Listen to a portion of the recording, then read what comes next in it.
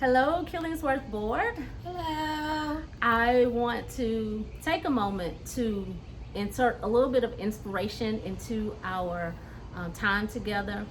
I want to introduce you to Stacey. That's me. Hello. I'll introduce you to Stacey. Some of you met Stacey at our golf tournament, but when you think about Killingsworth and we think about our why, I want us to be able to put a face to Killingsworth and not just think of the building and what we've done in the past. So I'm gonna pause and I'll allow Stacey to tell us a little bit about herself. Okay. Where are you from, Stacey? I am from Florence, South Carolina. I'm born in Florence, raised in a small town about 30 minutes outside of Florence. What's it called? Hannah Pamplico. Pamplico. Yes. I'm familiar. Okay. No red lights, just one caution light. Elementary and middle school together, and one high school. Graduating class of about 100 kids. So small place. I got it. I can relate. So you grew up there with family, extended family, mother, grandmother. So my story is a bit different. I am the oldest of 5. Me and my brother, who is a year and a half under me, were placed in the care of my great aunt when I was 6 years old.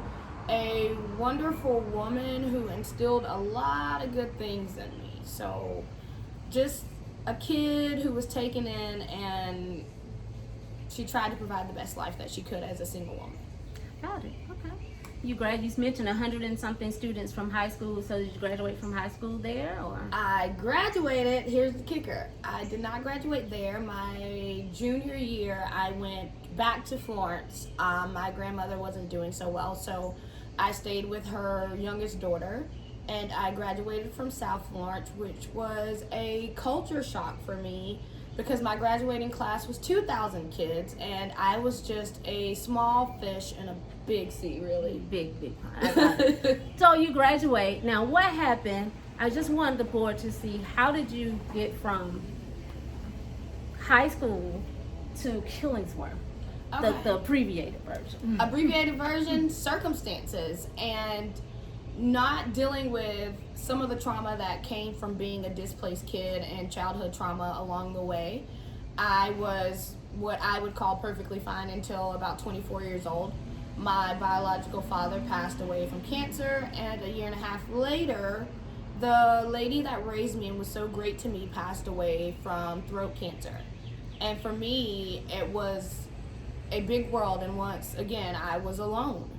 And my way of dealing with it was self-medicating with alcohol and feeling as if that was comfort for me, and nothing else mattered but me and drinking, because no one understood and no one would get it, and it just became my life without me knowing it. Wow.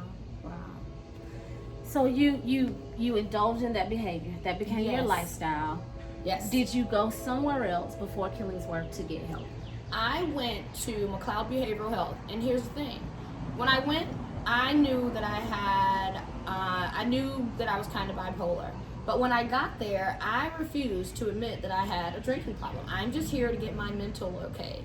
And they prescribed me meds, and they let me go, and I was gone, and about 3 months later, I was back to my best friend, which was alcohol.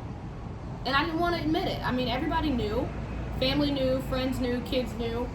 I didn't know, because how could I be an alcoholic? Not me. I'm the smart one. I'm the one nobody has to worry about. So don't tell me I have a drinking problem. Wow.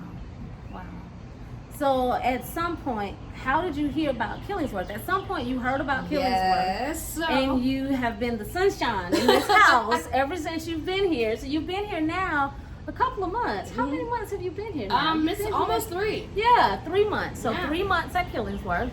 Tell us about that. And I know I told them I wasn't going to take much longer, but Okay, abbreviated. I'll go fast. No. I went back to mental health this time around. I told them I had an alcohol problem, and I was Back to McLeod. McLeod Behavioral Health, and Okay. I was there, and you only get to stay there for about a week. And I told them, I said, well, I need something for alcohol. Please help me.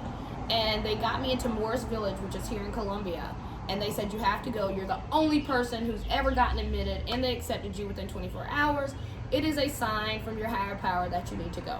Wow. Well, got to Morris Village, you do about 30 days, and I was coming up on about 20 days, and I said, you know what?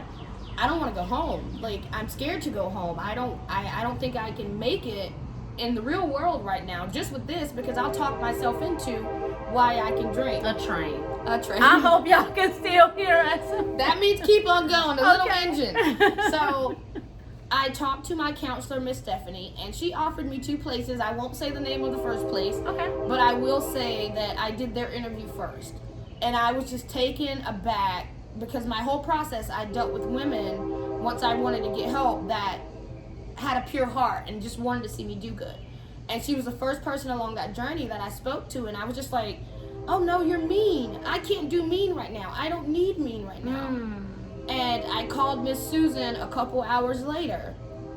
And I had been going through something with my son the day before. He told me he was depressed, and it scared me, and I was upset, and I kind of mentioned it to her. So instead of going on and on about Killingsworth, she stopped what she was doing. She talked to me about my son, and I just sat there and I cried, and I said, this is maybe the nurturing that I need right now. And that is why I chose Killingsworth, and I have not regretted it one day since. So it is a house that makes you look at yourself, because I am the everything's perfect all the time person. Don't get it twisted, it's not. But that's what I give off, and that's what I tell myself. But here, I've had leaders say, hey, slow down. It's okay to slow down. Like, you don't have to be it's not a race, Stacey. And I've had people say, are you okay? And that was a big part of going through recovery for me, because I felt like as long as I made it look good, no one knew or cared if I was okay. Even if they knew, they didn't care because I made it look okay. And here is a place that really, even on days where I'm not sure or I may think I'm fine, these women care enough to stop and say, are you okay? Yeah, I'm good. Are you sure you're okay? Yeah, I'm fine. And they come back. It's not, okay, you said what we wanted to hear, we walk away. It is nurturing to me, and that is something I have missed a lot of in my life, not having my biological mom and being raised by an older woman who worked a lot. But I genuinely love it here, and you gotta keep going. Little engine, you keep hearing the train. Keep going. As righteous as I have been in my addiction and in life itself, if I can make it look good, then nobody's gonna tell me different. And in this house, there are so many times when I walk away and nobody said anything to me, but I have to ask myself, are you really doing what's right? Do you know that it's right? And it's not because they badger you. It's not because they stand over you. It's because you know when you walk away, they care. That's big for me, because I can get stuck in my head of I'm grown. I can do what I want to do, and I can leave anytime I want. But even, and I'm telling y'all something, don't tell nobody, okay? Even being on restriction, and I don't like being in trouble, but it was my fault, I accept it. Even being on restriction, the further I got into my restriction, the more and at the beginning I was like, I accept my punishment. Didn't really. Because after the first week, I'm like, okay, this should be done. I'm grown. Kids get put on punishment for a week and they're done. But the further I went through it, I had time to sit down, like they told me. I had time to think, like they told me. I had time to do my meetings, like they told me. And all the other things kind of fell into place. I'm in a place where my kids don't worry about me. And I didn't know with alcoholism that they were dragged into it, because they still had clothes, they still had everything, but they didn't have 100% of me.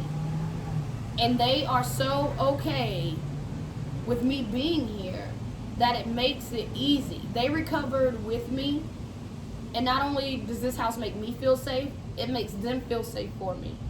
And that's when I get in my head and I want to be stubborn, I have to say, okay, well, ain't nobody here trying to tear you down. Because you can't go back and say, well, they just being mean. They just don't want me to do good. No. If you bad, it's because they're pushing you to do better. And I don't mean forcefully. I mean by asking, seeing, knowing, and caring. And you can go places where you feel like someone doesn't care, so you'll do your own thing. It's an excuse. It's a cop-out. If you come here, you have no cop-out of, I did this because XYZ happened. You're the reason, and they make you face yourself without negativity. It's a learning curve for me, because usually you can say, well, she talked to me this way. No. So it's a reflection process, and every woman that comes through this door, I know they probably think I'm crazy because I'm beaming and I'm smiling and I'm bouncing, but it's a security that a lot of us in this house have lacked for a long time.